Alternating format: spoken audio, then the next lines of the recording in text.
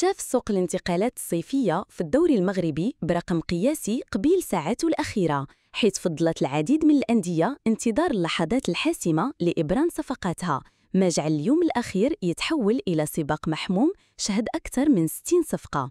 هذا الزخم الكبير ضاعف من ضغط الأندية على مستوى تسجيل اللاعبين وتأهيلهم داخل لوائح الرابطة الاحترافية، التي طالبت بدورها الفرق بتقديم بياناتها المالية لدراسة وضعها الاقتصادي قبل المصادقة على اللاعبين الجدد.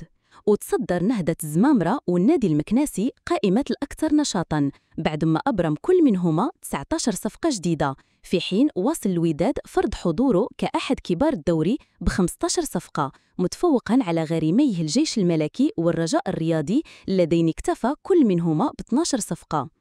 أما نهضة بركان البطل السابق للمسابقة فقد اكتفى ب8 تعاقدات فقط، في إشارة واضحة إلى تمسكه بخيار الاستقرار الفني والثقة في المجموعة الحالية.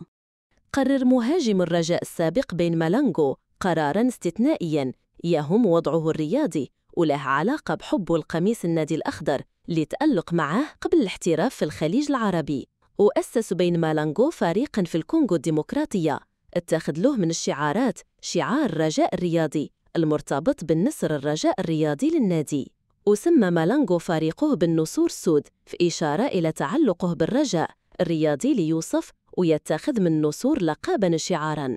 ويرتبط مالانغو وعائلته بعلاقة حب وود مع الرجاء الرياضي والمملكة المغربية، إذ يصر على متابعة مباريات النادي الأخضر كلما أتيحت له الفرصة.